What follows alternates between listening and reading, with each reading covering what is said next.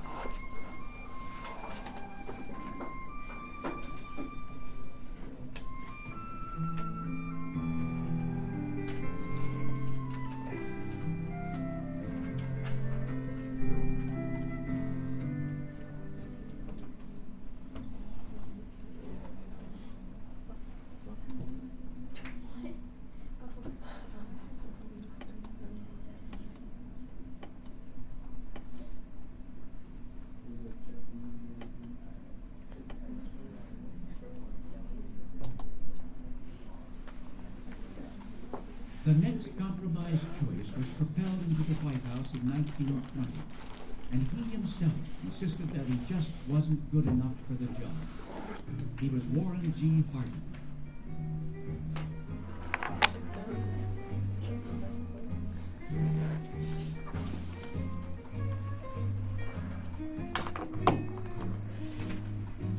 I was reluctant to get into the presidential game, but I came to find out that a man in public life cannot always map out his way according to his own preferences. Warren Harding, as a human being, has been so traduced by the general opinion of journalists and historians that it's hard to dig through all that, to find anything good to say of him, whatever. He was chosen because he looked so presidential. Now, he never felt comfortable in the presidency, with good reason.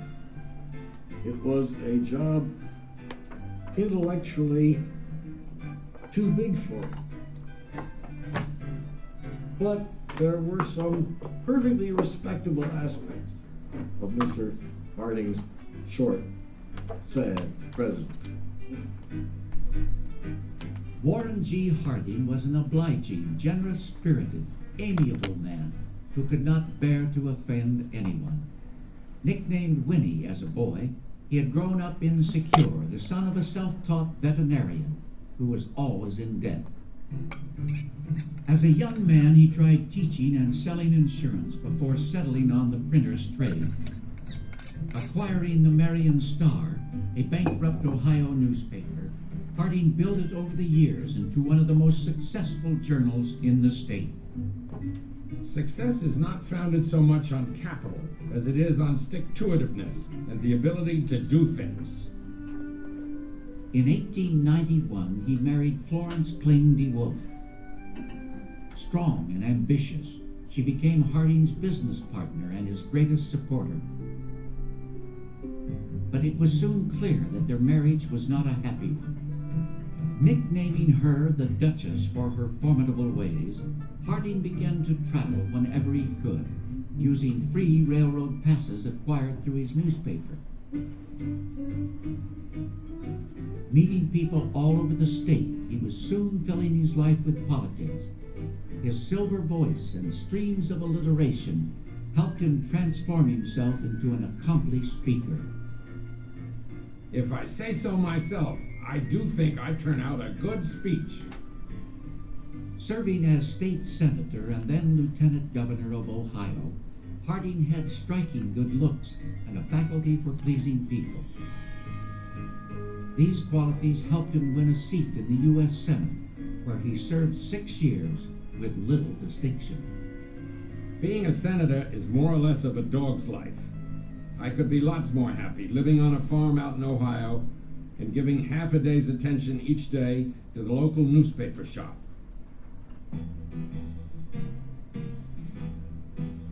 When Harding headed to Chicago to support his party at the Republican Convention of 1920, it was during one of the worst heat waves in Illinois history.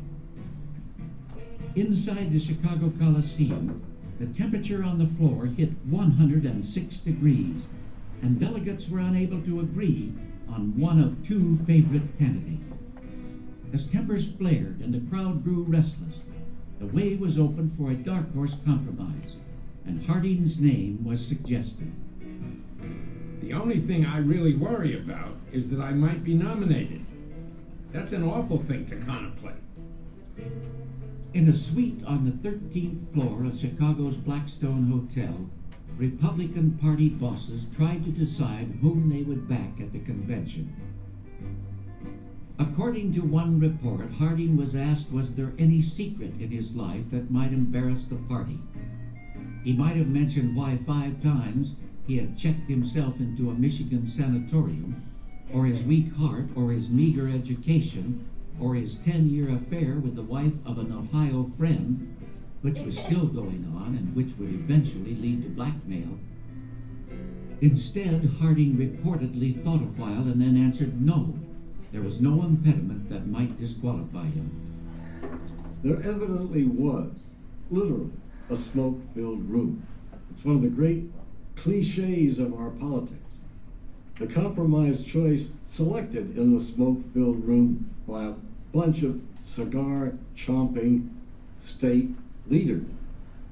The Republicans who chose Harding knew it ought to be a Republican election. They wanted someone who was easily dealt with. And they wanted someone who would appear to the country as a statesman. And Harding filled all those bills. What the smoke-filled room started, the convention proceeded to finish. And by the 10th ballot, Warren G. Harding had received 200 more than the necessary votes, and the convention declared his nomination unanimous. His victory, he is said to have remarked, was as lucky as his poker. I feel like a man who goes in with a pair of 8s and comes out with aces full.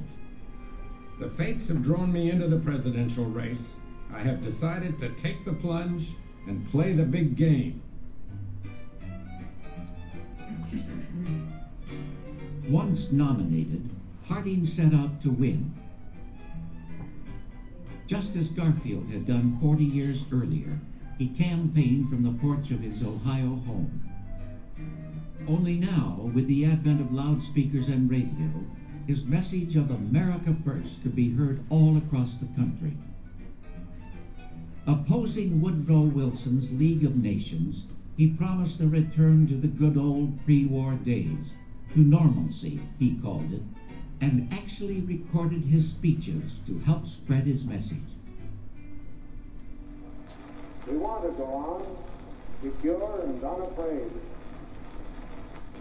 America's present need is not heroic, but healing. Not nostrum, but normal. Not revolution, but restoration. Instead of marching forward into a new world, Harding asked America to regress into an old one. And his soothing, blurred message, based on rural nostalgia, led him and his running mate, Calvin Coolidge, to victory over the Democratic team of James M. Cox and Franklin D. Roosevelt. It was the first presidential election in which women could vote, and Harding won with the greatest popular majority the country had ever handed a president. Commenting on Harding's victory, Woodrow Wilson scoffed. How can he lead when he does not know where he is going?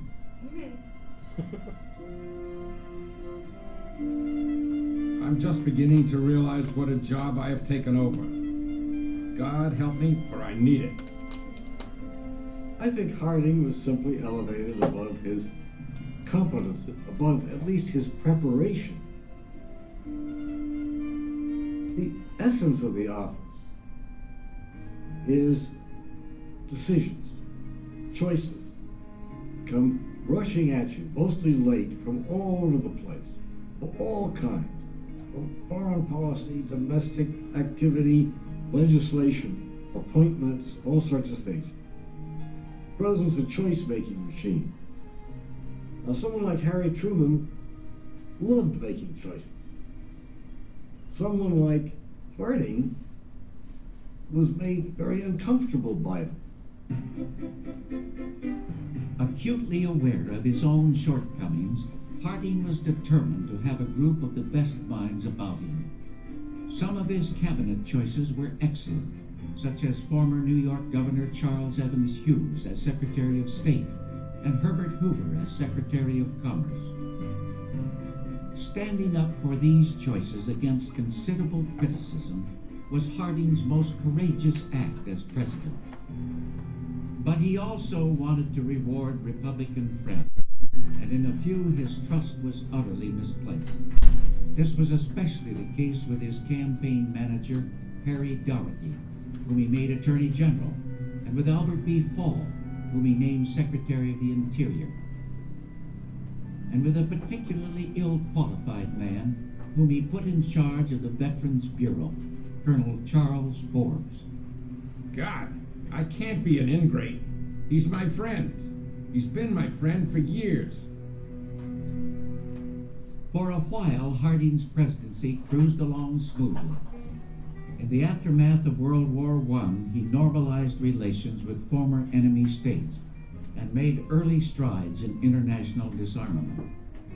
At home, he lowered taxes to stimulate economic recovery, improved government budgeting, and recognizing the impact that automobiles would have, supported a massive highway construction program.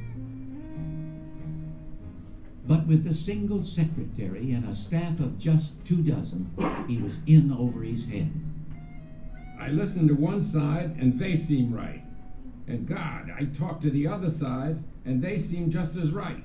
I can't make a damn thing out of this problem.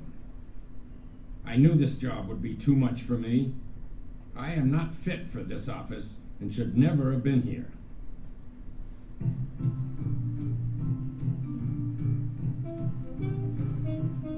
Throughout his presidency, Harding got out of the White House whenever he could.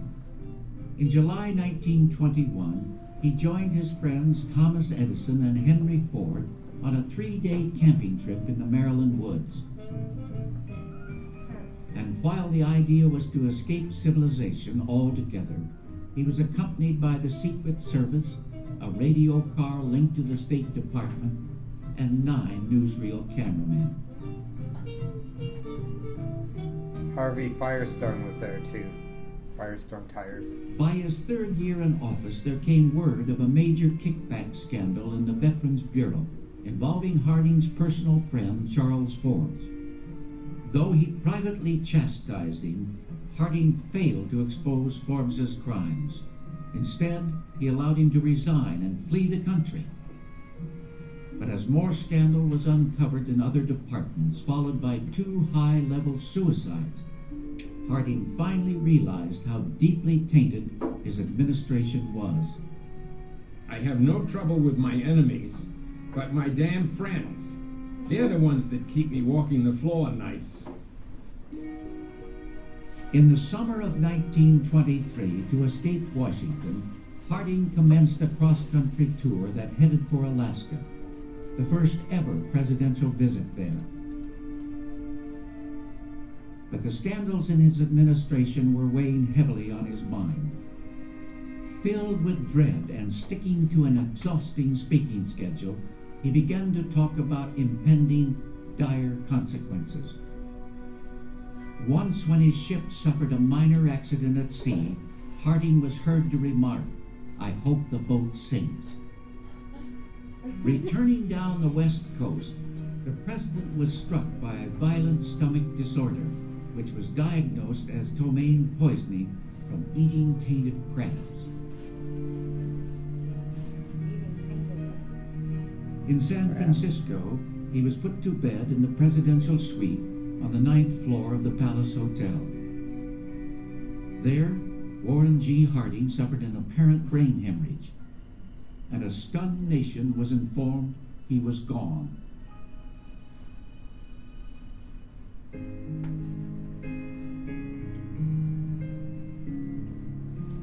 His death provoked a great outpouring of public affection. Harding had been a soothing influence on the country as it recovered from World War I, but his failure to root out corruption or offer his country any true moral leadership overshadowed any lasting accomplishments. His death spared him the humiliation that followed, as revelations of numerous scandals involving corrupt friends were made public. In the end, the man who had always so needed to be adored ended up one of the most vilified presidents in American history. I am not sure that there is very much satisfaction about being president at any time. Of course, if one is a glutton for trouble, he ought to be delighted with the office. The presidency is hell. There is no other word to describe it.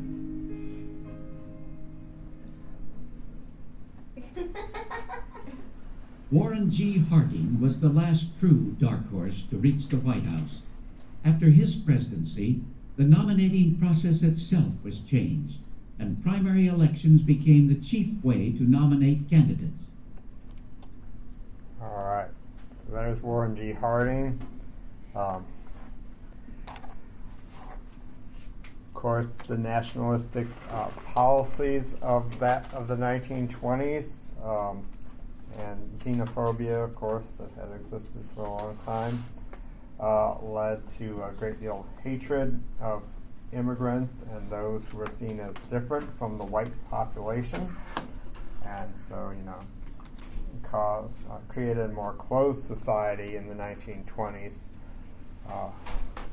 and would lead to a society that was more really white in the next several decades, where it was very overall there was a lot of the population was those immigrants had died off. Their children and grandchildren, of course, were assimilated, very much assimilated, and so those and there were very few immigrants in the decades after the 1920s because of the closed-door policies that existed and laws that existed or were put into place in the 1920s.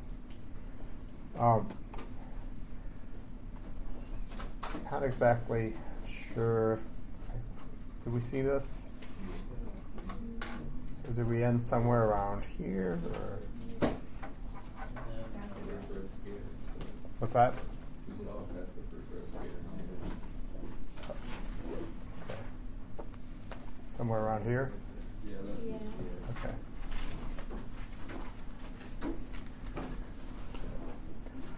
So I'm going to finish up 21, and then actually I'm going to show you the next installment on Calvin Coolidge today. So and then we'll move on into chapter 22. So one of the major trials of the 1920s, and sometimes seen as being like a trial of the century, is the Scopes trial. John T. Scopes, a teacher in Tennessee, is charged with violating the Butler Act, which made it illegal to teach about Darwin's theory of evolution. The only teachings that were allowed under Tennessee law were the stories from the Bible. And so Scopes is brought to trial for having taught Darwin's theory, and Scopes is on the right, and on the left is William Jennings Bryan, and then one of the great trial lawyers of the 1920s, which I'm blanking on his name right now, so I'll have to think about it for a second. But anyway, in the end, John Scopes loses, and he's found guilty, although he only paid a small fine in the end, didn't go to prison or anything. The Butler Act stayed on the books in Tennessee, therefore it was illegal to teach in science classes Darwin's theory of evolution until sometime in the 1960s, so for many decades.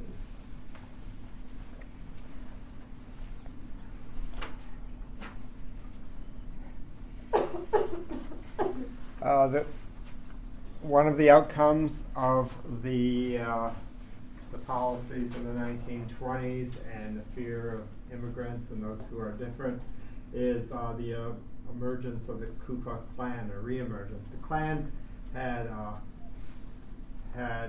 virtually died out in the South and had never existed in the North until the 1920s.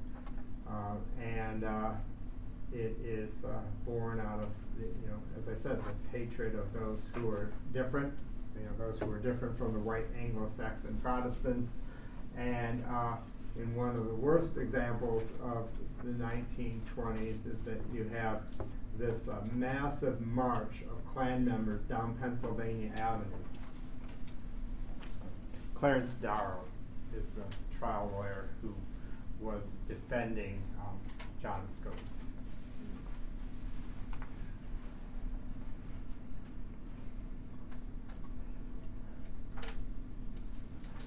On a lighter note, on the one hand, you have this hatred towards anybody who's really not white Anglo-Saxon Protestant. One of the big contributing factors leading to what we think about so much of the 1920s culturally is the Harlem Renaissance. And who's leading that, of course? It's African Americans. African Americans who had escaped the terrible living conditions and working conditions of the Deep South, escaped the sharecropping system, moved to the industrial North. Well, that still wasn't necessarily an easy life. African Americans tended to get the worst jobs in the factories. Nevertheless, it was more stable work. They knew what they were being paid. They knew when they had work, and therefore they could pursue other interests, get an education, go to night school, get an education. They could pursue their interests in the arts, like in music or writing or whatever people might be interested in. And the Harlem Renaissance is important because it's not just in Harlem. It's happening in African American communities around the country. But a major center is, of course, Harlem, New York. And they're famous for some of the important jazz clubs of the day that hired many African American musicians. So that's significant. And so it's rather interesting that on the one hand, you have this hatred towards people who aren't white, and it becomes so prevalent, and yet so much of what's going on culturally is because of the African American community.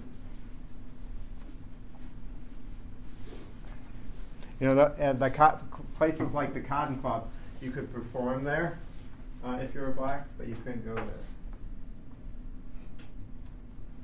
Not exactly sure when they changed that, but I know that was a problem, at least early on. Marcus Garvey is an African American leader in the 1920s who speaks out about being proud to be black, and he founded something called the Universal Negro Improvement Association, and he wants African Americans to empower themselves, and he's seen as being a threat by government officials. He actually was not an American citizen. He had immigrated from somewhere in the Caribbean, and he'll eventually actually be deported. He is very flamboyant character. He liked to dress in these kind of like almost like 19th century military uniforms. They're very elaborate, and he had a big hat, like kind of like you would see Napoleon have worn, something like that. So, but what he's talking about actually gets known as the new Negro, being proud to be black. So, something that as African Americans can start to assert themselves in society, start to, as they came up north, are able to get educations, become more integrated, essentially with society, as opposed to the life that they had experienced in the Deep South, where they were continually being oppressed. There are, this is an important aspect of American culture that finally occurs, which you think should have occurred decades earlier after the Civil War, but of course we studied the problems that happened after the Civil War and how the white South and the white North essentially joined together eventually after the war and allowed the South to create a system that was basically no better than slavery.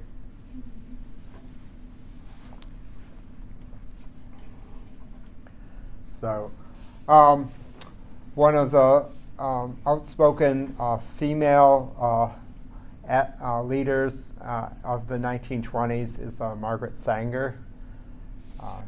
Definitely a controversial figure then, and even certainly today. There's been a lot written on her in the last, many decades. But she was an outspoken advocate for birth control. But her views on eugenics, essentially sterilization, is, obviously very controversial, and that's been brought up and used against her. But she was very, very outspoken. Talking about birth control in the 1920s was actually illegal. There were laws known as the decency laws, historically, and so just speaking publicly about birth control could land a person in jail. And Margaret Sanger actually often was arrested when she would show up for a talk that had been scheduled by some group somewhere around the country, where she would go around the country talking. And so, yet she never let that deter her.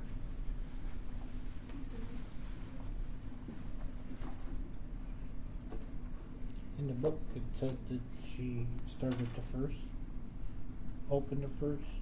She opened the first clinic to inform women about birth control. That was, it was open for a short period. It's eventually shut down. Yeah, it's not open for very long. All right, because all that was illegal at the time.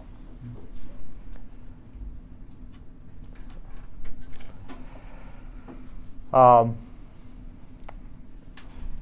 course, the world had been, jolted by the Great War, what we call World War I, and world leaders in the 1920s were working diplomatically to try to lessen tensions and bring about a safer world. And one of the things that occurs early, just a few years after the war ends, is there was an international conference held in Washington, D.C., known as the Washington Conference of 1921. And it was this international agreement that's actually quite lengthy. I've done some kind of extensive reading on the Washington Conference, and it has all kinds of stipulations about what countries can have, how many ships they can have, and it's not just about ships. It's about other types of armaments, but the major part of it really was about battleships. They're seen as being one, a major part of the arsenal of nations, and so it was decided that many of the leading world nations, in Europe, would have to get rid of some of their battleships. So that's what happens.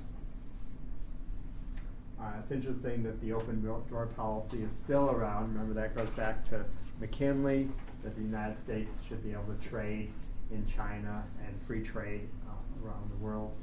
And it's also talking about that. And really that's part of that, going back to McKinley's 14 points, that his view for the world after the First World War was that free trade amongst nations, and nobody should be kept out of markets because certain countries are trying to have essentially a monopoly on trade in one place around in the world, like some European nations were trying to control the China trade.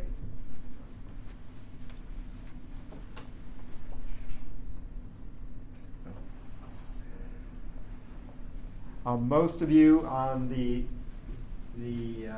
vocabulary quiz did get the question right, and on the test itself about the reasons for the Treaty of Paris was to punish Germany, and of course that's what happened. Germany was forced to pay the debts that the Allies, the billions of dollars that the British and the French had borrowed, much of which of course came from American banks. And because the Treaty of Versailles was a treaty about punishment, it led to ruining the German economy. The German government, of course, was already in shambles, and the economy, the nation was in shambles because of the war itself. And the Treaty of Paris just made the situation worse. The German economy completely collapses in the 1920s, and it led to hyperinflation. In case you don't realize what this pile is right here, it's not firewood. It's actually piles of money. This photograph is demonstrating, as well as this next slide, is demonstrating just how worthless the German mark became in the 1920s, and that it was completely worthless from day to day. You didn't know how much something was going to cost from week to week. If you've never heard of hyperinflation, how many of you have heard of hyperinflation? Okay, so hyperinflation is when an economy gets so bad that you just have to go out and spend whatever money you have as soon as you get it, because if you don't know what things are going to cost next week. And it's better just to buy something than just to hold on to your money, because next week, let's say a loaf of bread could be worth, if you paid $1 this week, it might be $2 next week. It might be $10 the week after that. A loaf of bread could be $100 by the end of the month. So, so that was what was going on in Germany. And so here you see kids playing with just huge bales of money. You know, just a guy wallpapering his room with money. Here's a guy probably off to the grocery store to try to buy something with his money, because that's how bad things got, that you literally eventually would have to haul around wagons and wheelbarrows full of money to go shopping. I knew a lady who died about 5 years ago who grew up in Germany at this time, and she told me that she, one time her mother sent her to the grocery store just to buy a few little things at the neighborhood market. And she came home with what her mother had asked her to get, and she came home with more money than her mother had given her, because she said people were so confused about the currency, and the government they would take the money back and just start stamping new numbers on top of the old money, that nobody knew what anything was worth anymore. So that's the situation that occurs with hyperinflation. And it's occurring right now in places like Argentina and South America. It's occurred in recent years in African nations.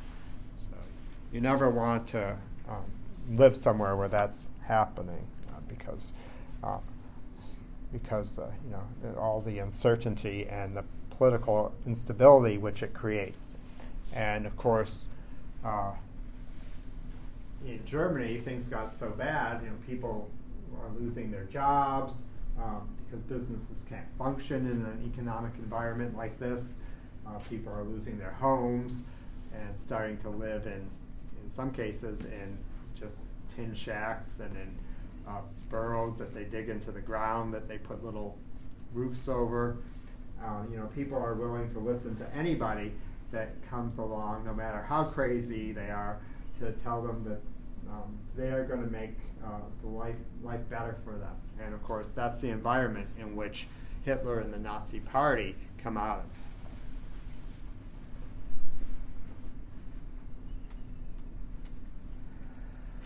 of. With the harshness of the Treaty of Versailles that ended the First World War, Germany just could not make its payments. It was broke, and eventually what happens is that it led to an international crisis. The Allies were still demanding that that Germany had to abide by the treaty, and so when they stopped paying, the French and the Belgian military send their troops into the Ruhr Valley. It was the industrialized, very industrial, wealthy, a lot of mines, a lot of minerals there, and they took over the Ruhr Valley and took over the companies there in order to then take the money from those businesses that were operating.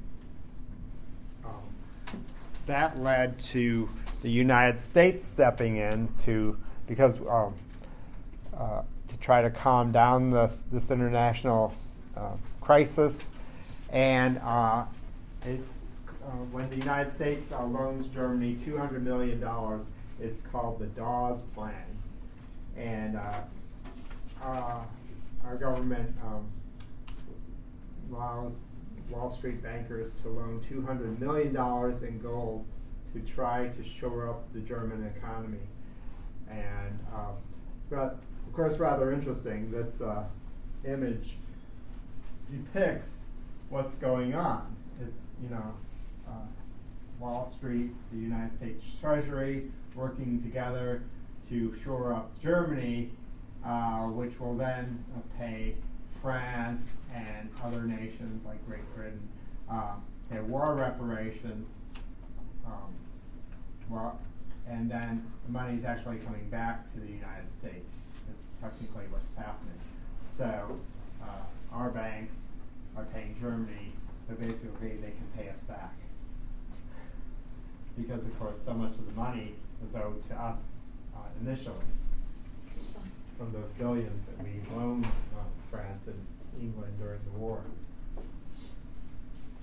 So it's essentially trying to deal with a problem now, but basically just kind of that problem's still going to be there. You're just kicking it down the road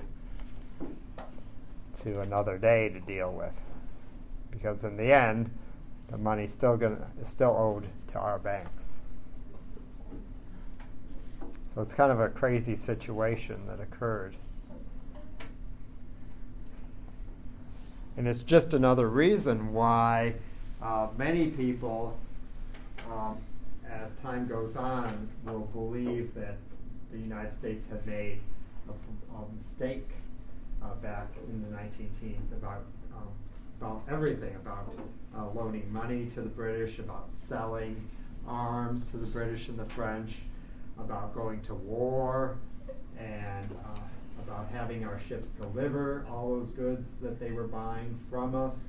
So this is something to think about, because it's going to be something that more and more people will be thinking about and questioning once we get into the 1930s.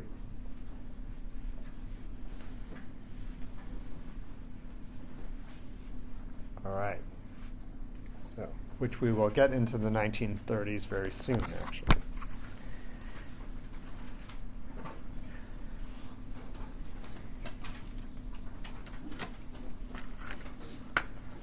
But before we do that, like I said, I was going to show you the next piece of this story with Harding And then that's, of course, his vice president, Calvin Coolidge, former lawyer and former governor of Massachusetts, was the vice president under Harding, and then ascends to the presidency when Harding suddenly dies in the summer of 1923.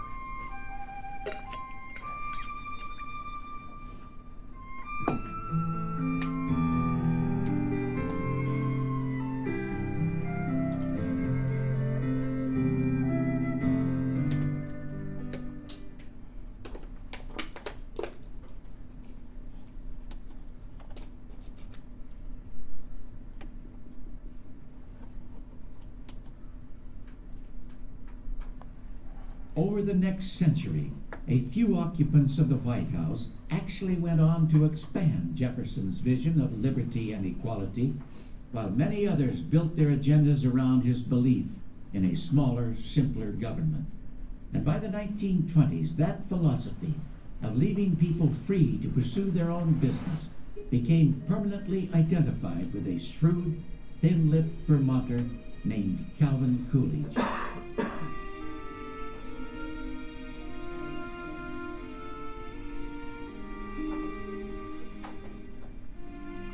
The chief business of the American people is business. If we have any destiny, we have found it in that direction. Coolidge represented a lot of the virtues of traditional New England.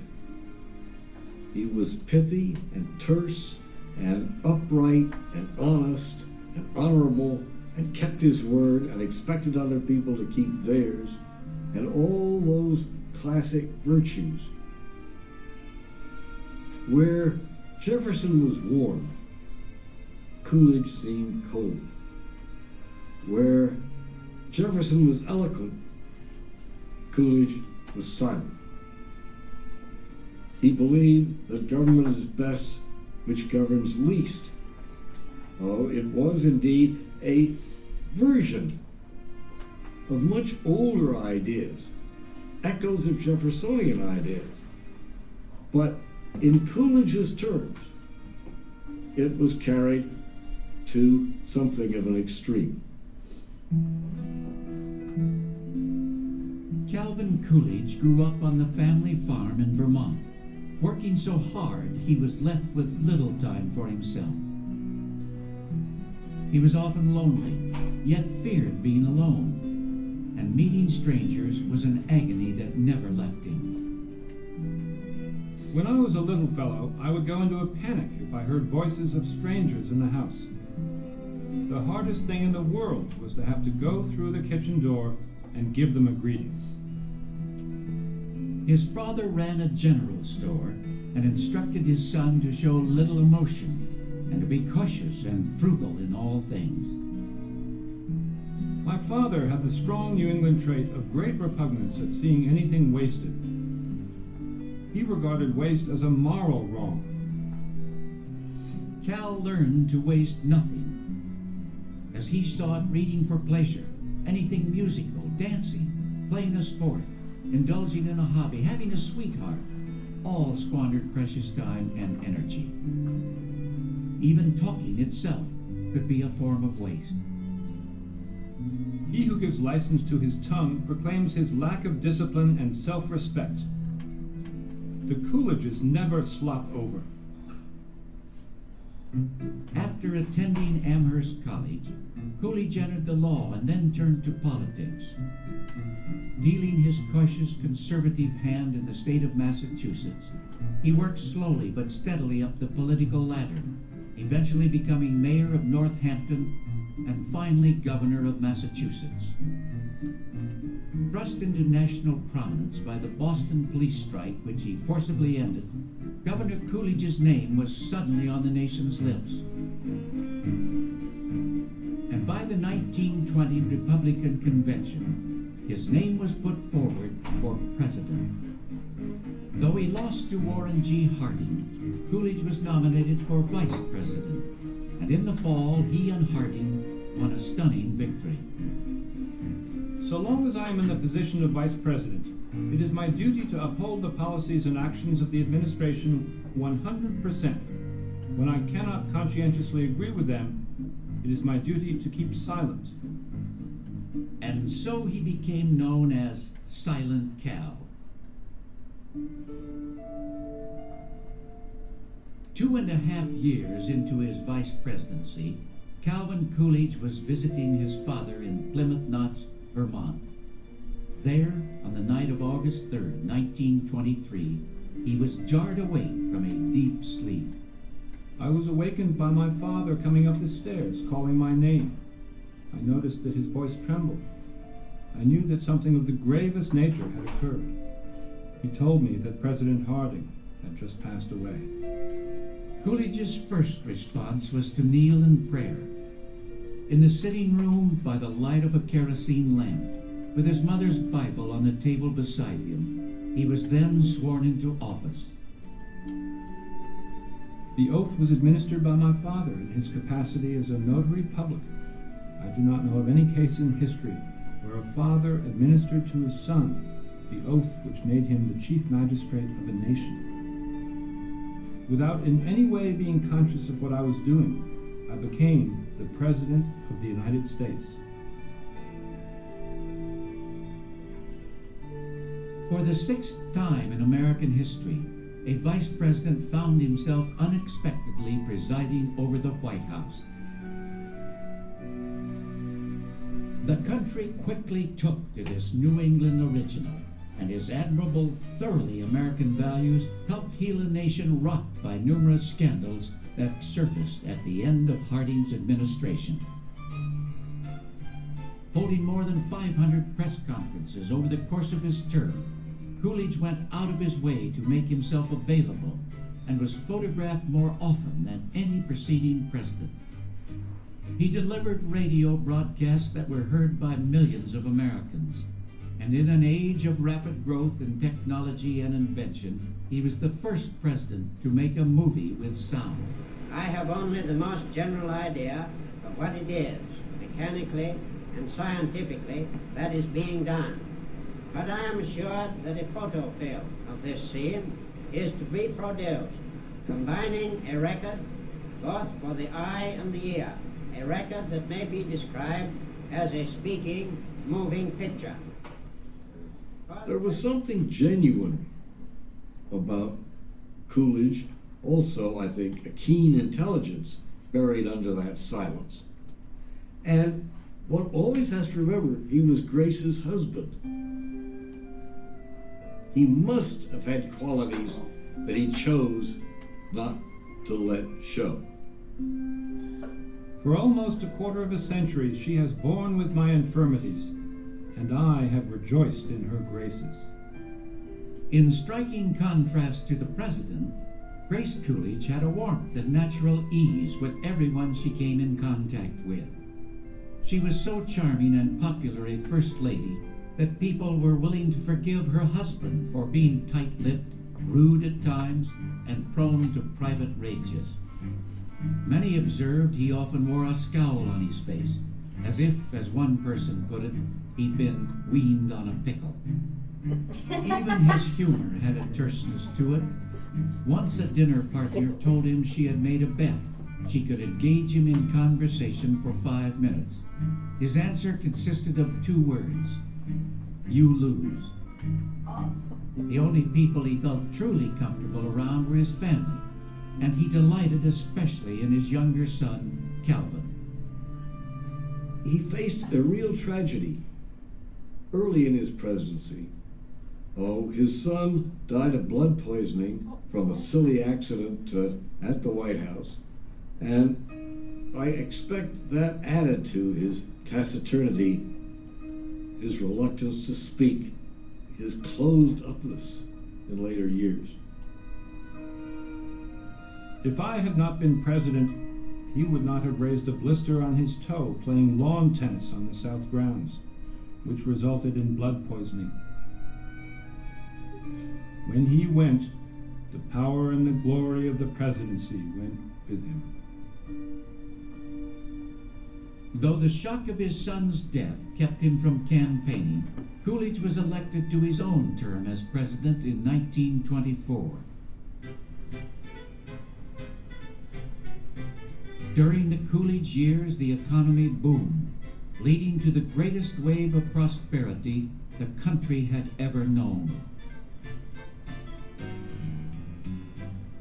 But Coolidge revealed himself as a largely passive president, a sharp contrast to his active predecessors Theodore Roosevelt and Woodrow Wilson. Though he successfully balanced the budget and reduced the deficit, his sole positive social program was a minor expansion of federal road building. All his other social policies were negative ones.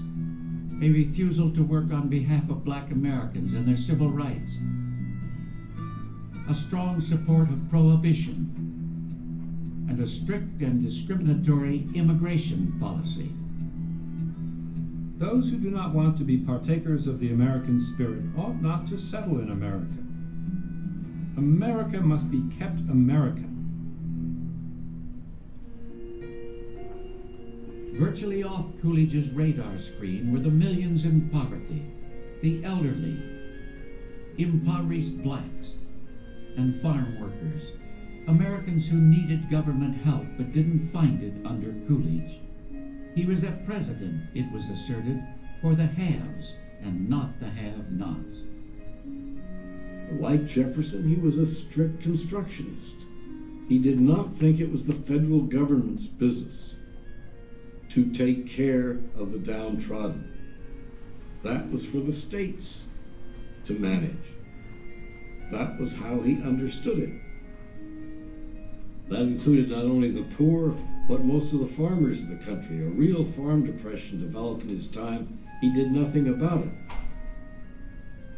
He was the perfect president in an era when people were intent on pursuing their own futures and uninterested in large governmental enterprises, and Coolidge presided to perfection in that situation.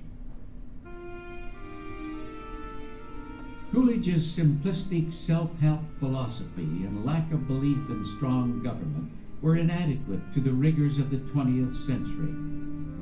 Though signs of mounting danger in the stock market were evident by the late 1920s, Coolidge did nothing to avert a looming financial crisis. Instead, at the last moment, he announced his decision not to seek a second full term. We draw our presidents from the people. It is a wholesome thing for them to return to the people. During the 4 years before his death, Coolidge would watch as the U.S. economy came apart during the presidency of his successor, Herbert Hoover. And as the Coolidge prosperity went out the window, the preacher of the American way had little left to say. I am no longer fit for these times.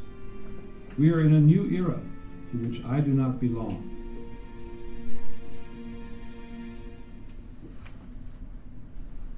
If Calvin Coolidge lacked the passion and the vision of Thomas Jefferson, the same could not be said about his successor, one of the most energetic and competent men ever to reach the high office, with his own profound ideas about America.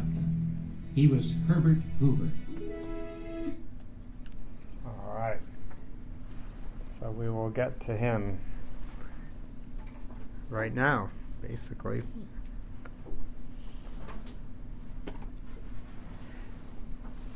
So the Great Depression, chapter 22.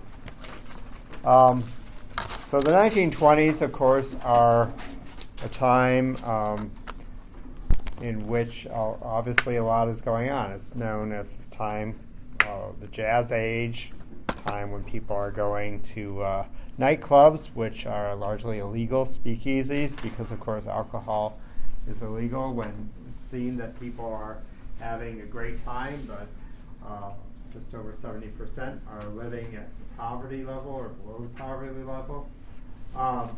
There's high industrial capacity, high profits, and yet wages are falling in the 1920s.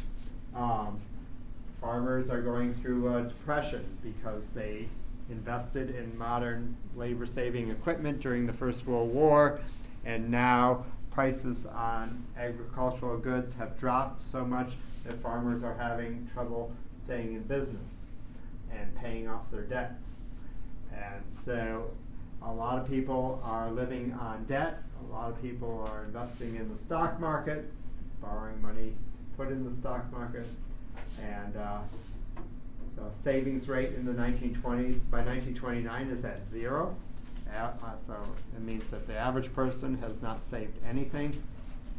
It's a time when you have this great expanse between the haves and the have-nots. 1/10 of 1% of American families have as much income as the bottom 42% of all American families. Actually very similar to what's happening today.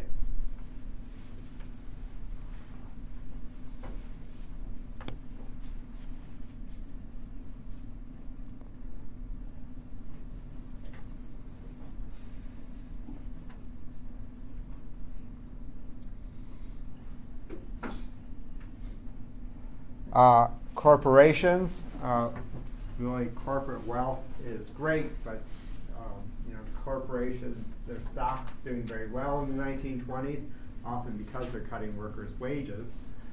Because remember, Coolidge and Harding were not interested, they were not progressives, they were not interested in curbing the corporate power like the previous 3 presidents had been. So you have just relatively small number of companies, obviously tens of thousands of companies in this country that control half of the nation's corporate wealth. And because of that, the biggest corporations having all this wealth, producing so much of the manufactured goods that's being created at that time, they keep prices artificially high because there's not competition, and the government isn't challenging them like it had during the Progressive era. So prices are high, and yet the majority of people have less money.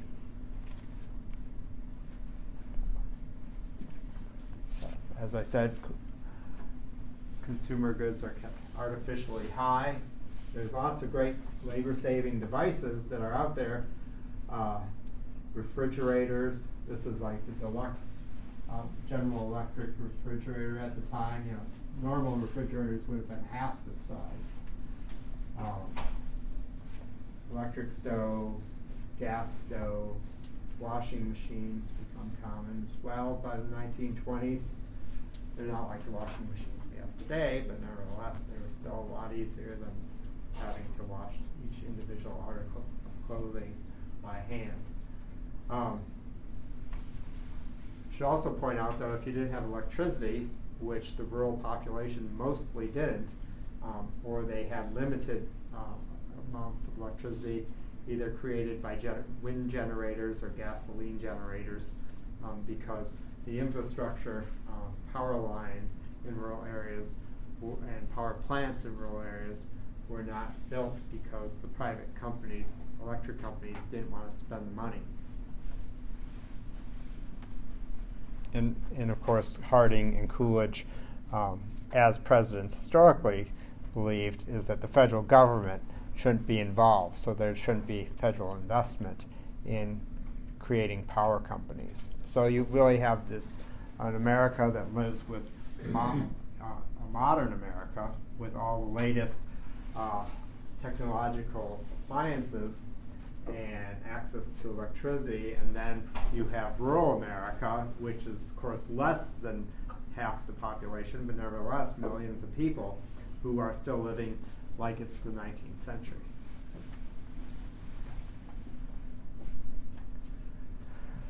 Not everything was prices were not kept artificially high everywhere. There's a few examples. For instance, in the coal industry, there was overproduction of coal, just like there had been overproduction of agricultural goods. So food is becoming cheaper.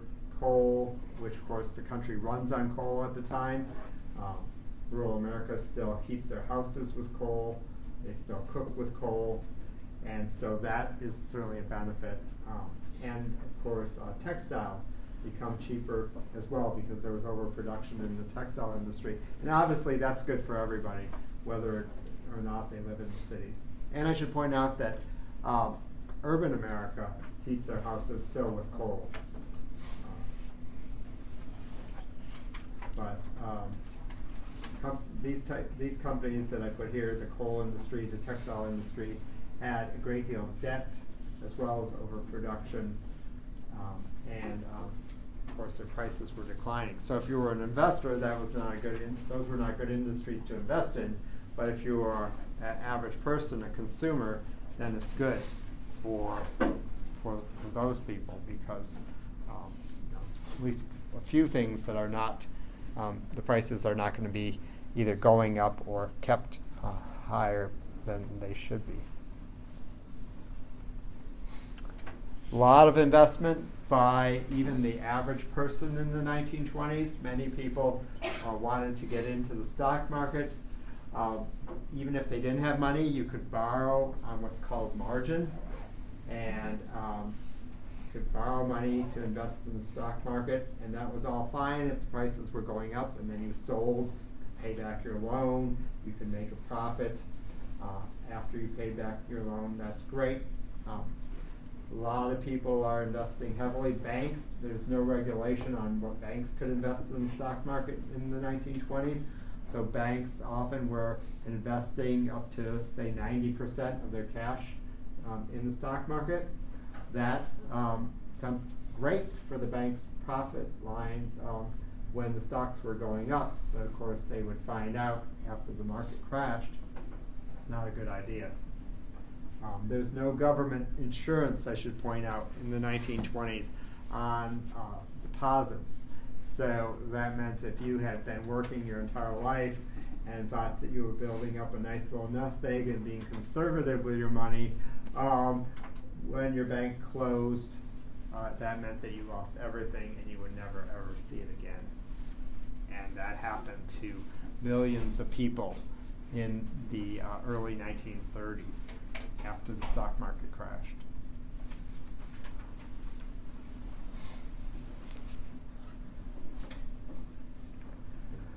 But before we get to the stock market crash, let me talk about Herbert Hoover, which they mentioned at the end of the Calvin Coolidge video.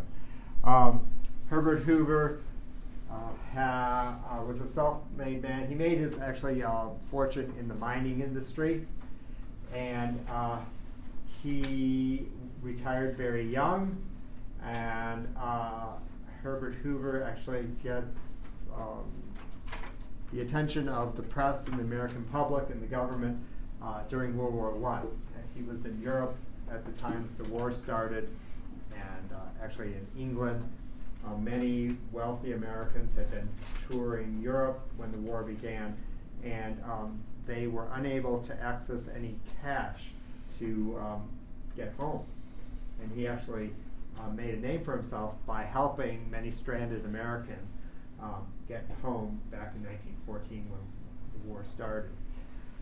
He would go on to be asked to head an international organization that dealt with hunger. It was called the American Relief Administration. The Germans had occupied Belgium.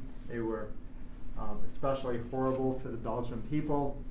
Belgium was starving. They were actually, in some cases, even enslaving Belgian citizens to work in German factories.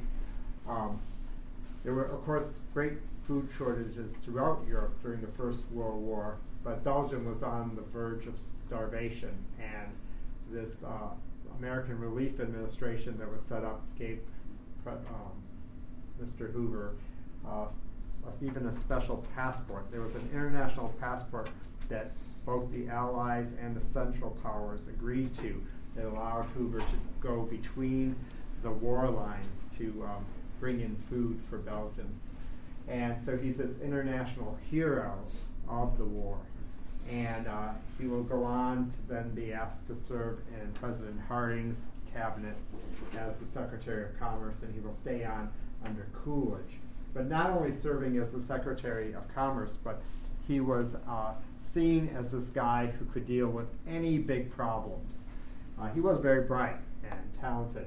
And so whenever in the 1920s there were major problems, it's said that government officials went to consult with Hoover about what to do. And so when he decides to run for the presidency in the 1928 election, and then of course wins the election, it's seen as being nothing but a good thing for the nation, that you have this very bright, talented man as president of the United States who can deal with any problem. Actually, that worried Hoover, because he said if there were to be at some point some major catastrophe, he might not be able to deal with it. And then, of course, it's exactly what happened. Hoover had a lot of money invested in the stock market, but he made the wise decision in the summer of 1929 to actually sell most of his investments, and he was able to save his fortune. Of course, most people had not done that, and even before the stock market collapsed, there was a horrible slide in the week leading up to the crash, or the 10 days leading up to the crash. And on October the 29th, $14 billion in paper profits were lost. And actually, the market would continue to go down in the next several years. And it would take a couple decades, actually, for it to recover to the 1929 levels. So here's a photograph of Wall Street on the day that the crash occurred, as people flooded the streets to find out what's going on, what happened with their fortunes or their investments. You know, a lot of average people just had small investments, but were huge investments to them, and many people lost everything. And in some cases, people committed suicide over it.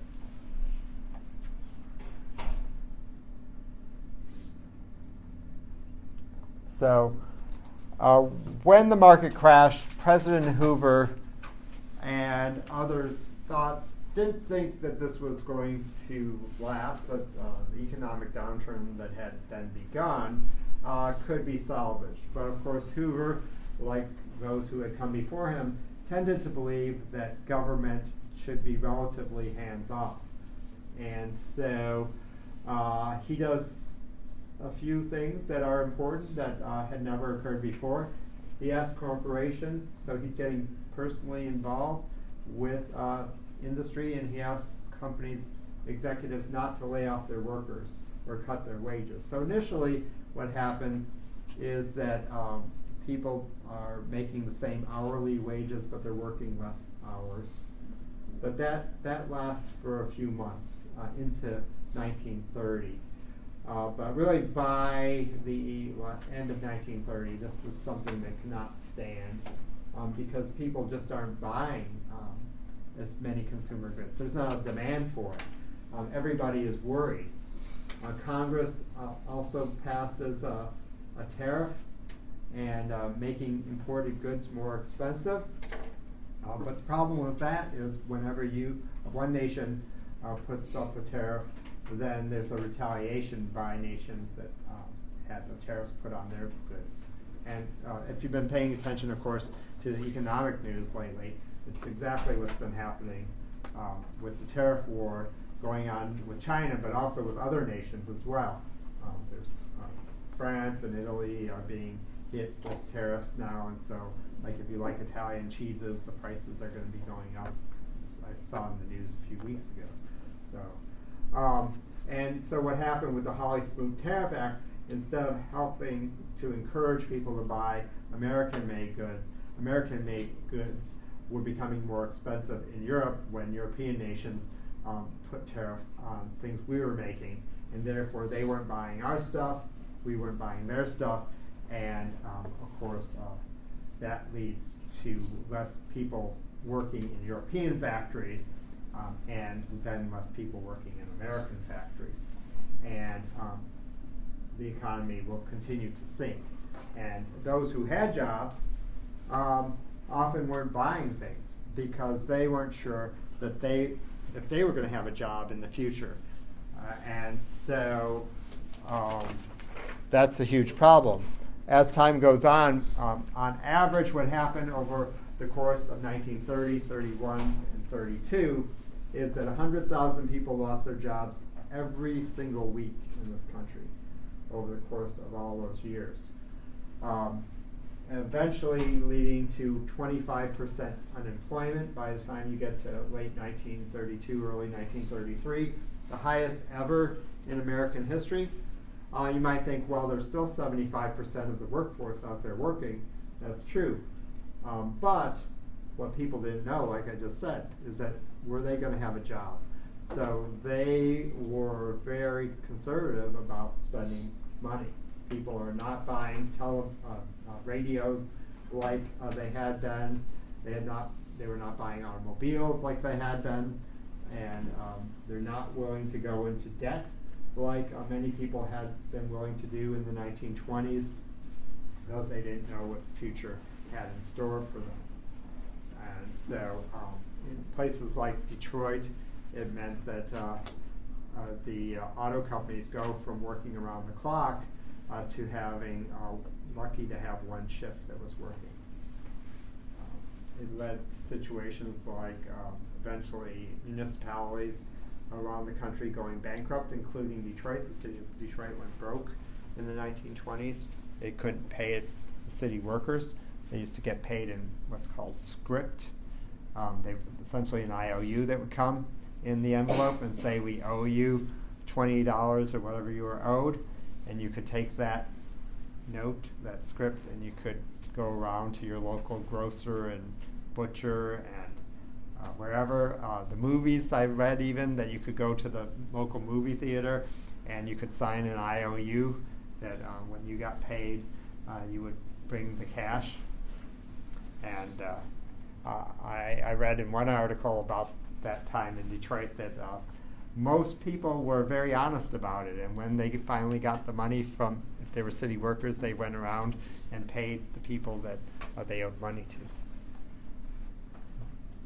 So, as the layoffs began, initially women lost their jobs first. Do you know why women were laid off first? What the reasoning would have been? They should have been home taking care of their family. that women should have been home, that they were only working anyway because it gave them something to do, that they really didn't need to work. They were just adding to the family income. It's not realistic, obviously.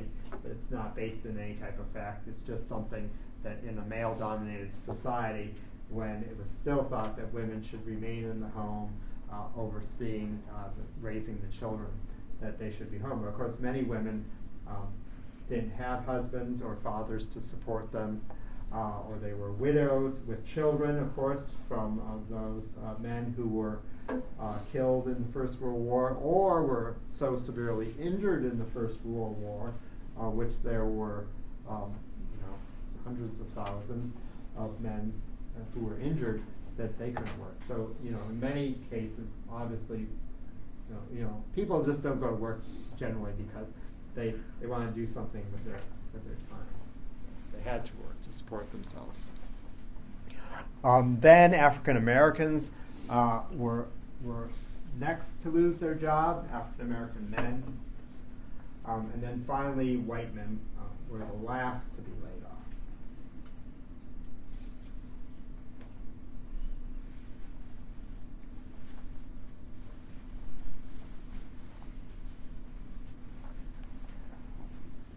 And as this is occurring, of course, the government is, for the most part, very unresponsive. Federal government. It's always historically had been the belief that it's up to the states to do something if they feel like it, but not the responsibility of the federal government. Now, Herbert Hoover will eventually start to change his views as the unemployment rate gets worse. As I said, it finally reaches 25%. People are desperate to find jobs.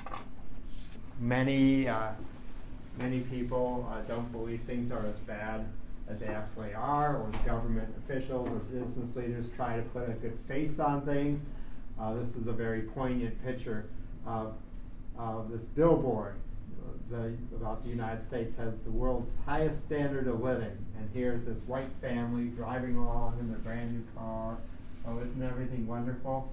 And yet, here's all these people standing in line, in the bread line, waiting to get some food so they can eat that day. Very unrealistic. The African American community suffered at twice the rate of unemployment as the national average. 50% in African American communities were unemployed.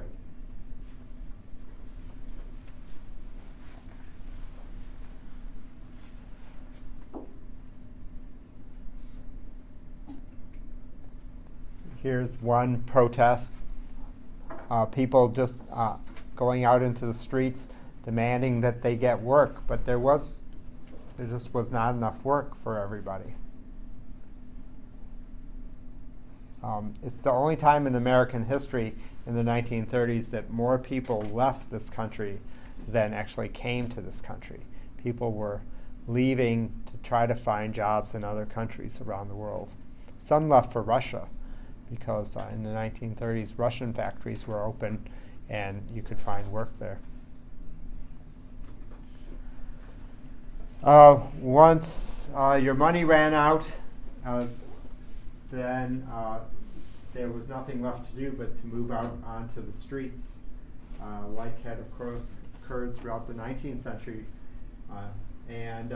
This is a photograph of the largest shanty town, or as they were known, Hoovervilles, because they were named after President Hoover.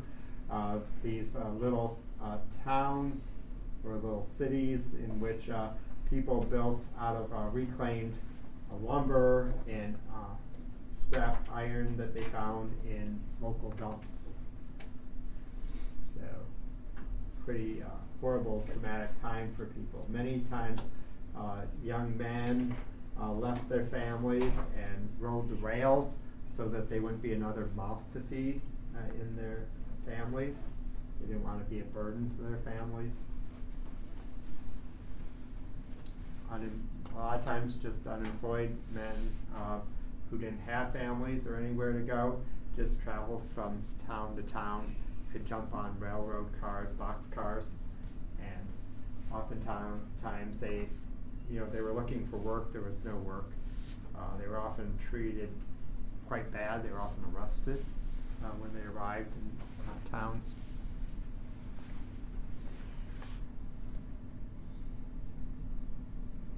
President Hoover will become one of the most hated men in the country by many as the Depression got worse, because he doesn't really believe that things are as bad as they actually are. He was this multimillionaire living, quite well still, and he didn't understand how people could actually be hungry. Yet he does try in the last year of his presidency to do something that had never done before. He actually supports two important measures that will provide federal aid to the states to help those that are unemployed. The first thing he does is he supports the creation of the Reconstruction Finance Corporation. In January of 1932, the federal government put up $1.5 billion to loan to financial institutions, banks, insurance companies, farm mortgage companies to help stabilize the economy. But most people actually didn't see this money. Actually, the banks were so worried about that they were going to be the next to collapse is that they hoarded the money. And so instead of that money actually going out into communities in forms of loans, they just kept it. And actually, this is what happened back at the end of President Bush's administration, when that Congress passed that legislation to prop up the banks. Most of the money ended up being hoarded by the banks instead of going out into loans to try to help the economy. So very interesting what happened both in the early 1930s, but also in the most recent downturn 10 years ago. So what happened to the money? The banks just kept it to ensure They that they didn't give stayed. it back to the government? I don't know. Probably not. It's only when people like us get money, they make us give it back. Also in 1932, President Hoover supported the Emergency Relief Act, a law that provided government loans to the states. The states then would take that money to create jobs. But of course, July of 1932 is only when the law is passed. It would take time, of course, for the money to get to the states, for the states to make a plan of how to create jobs, to hire people, what were they going to do. And of course, July is only 4 months away from the re-election, from the day that people go to vote. So really nobody saw any change. And it's important because this is a major step forward. It's something that no president had ever done. Of course, we always think of historically President Franklin Roosevelt as the guy doing this stuff, but actually it was Hoover who started to do that, to kind of lead the way. But Hoover, it took him several years to get to that point, to really change his viewpoints. He was evolving, but the problem was, he didn't do it quick enough, and the people couldn't wait. So, in the end, Hoover loses the election of 32, and Roosevelt wins the election of 32. So, and generally, of course, Hoover gets a bad rap because, for those several years, he kind of just stood back saying that things are going to get better and the economy is going to take care of itself. And it didn't. It got worse. But like I said, Hoover went farther than any other previous president had ever done in order to help the economy, or further. And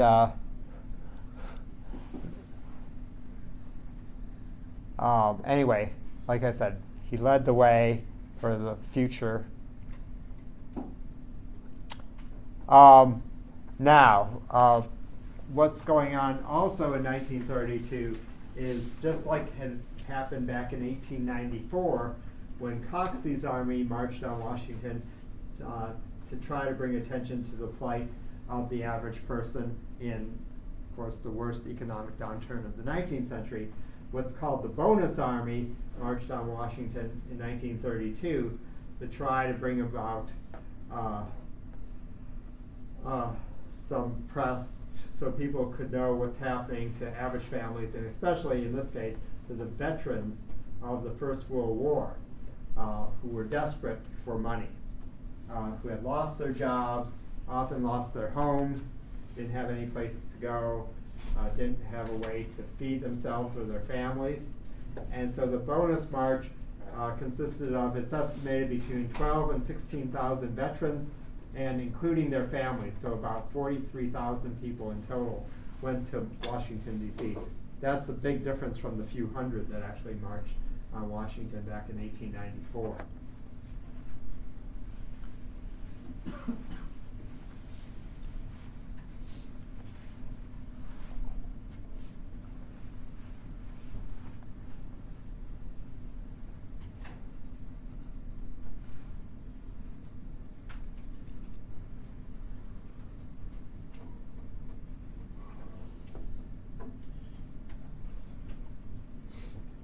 Well, here's a picture of the bonus army on their way to Washington. Washington or bust. Bonus we trust. They were there to show their support for Congress to change its mind about when their bonus was going to be paid. Those who had served in the First World War were going to be granted money for their time in the military, and there was a formula worked out how much time you were in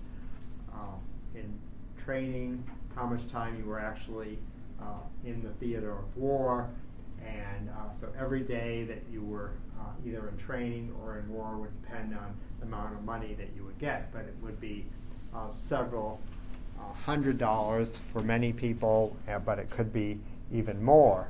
There's another picture.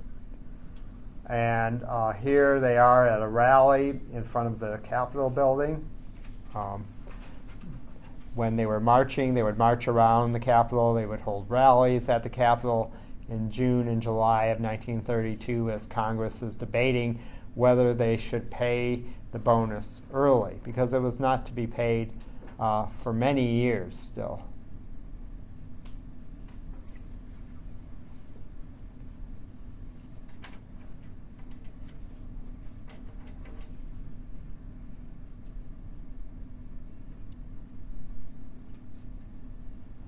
So this was how that formula worked. $1 for each day that you were in domestic service, so essentially training here at home, and $1.25 a day when you were overseas.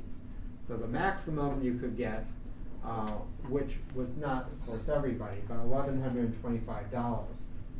And it would be years in the future, 1945, that was going to be paid. These people needed the money, immediately. Who said they was even going to live that long? Right. It's pretty common. Well, historically, veterans had been paid actually in land. It's quite common. Yeah. But, of course, in the 20th century, that was not necessarily as practical. People preferred the cash.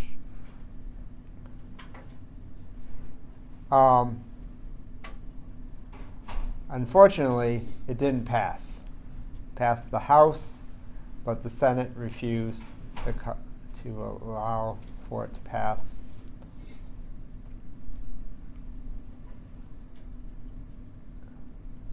The veterans then were really seen as being a threat to the security of the nation's capital.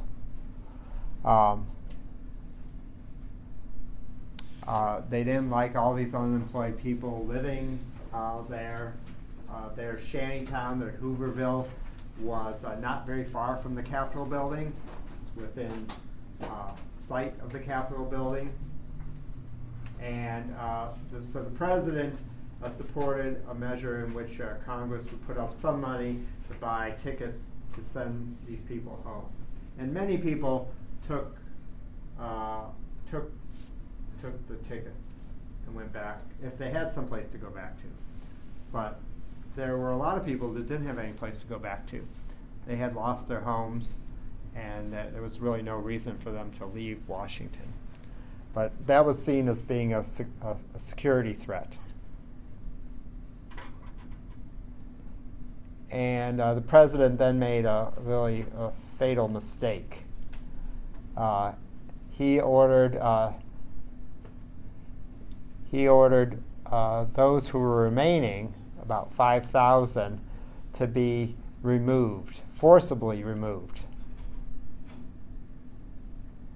And so here's a shantytown. You can see the Capitol building in the background there.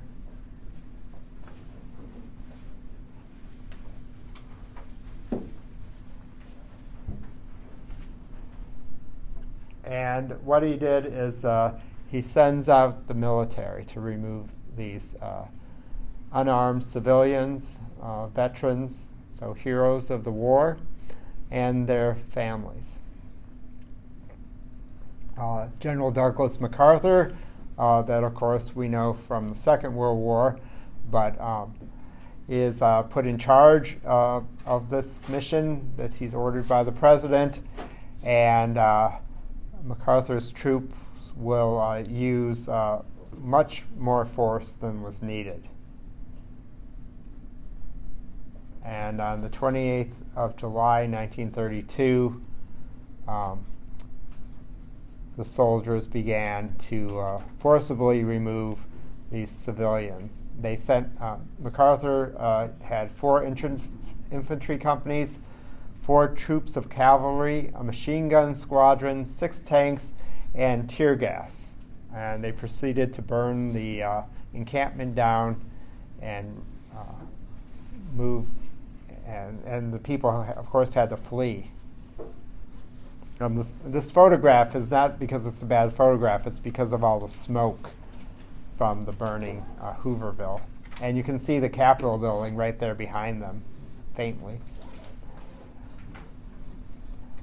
This was a major, major mistake that the president made, and it is, if he had already not mishandled the economy, this actually turns many people in the public against him. So here's a picture of the Hooverville as it's on fire. A little baby died as well. And Franklin Roosevelt, who is Hoover's opponent in the 1932 election, when he gets news of this this burning of the Hooverville and moving all these people out forcibly, he says, "This will elect me." No.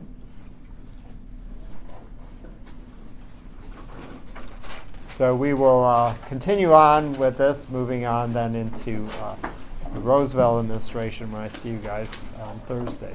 Good luck with today's lesson.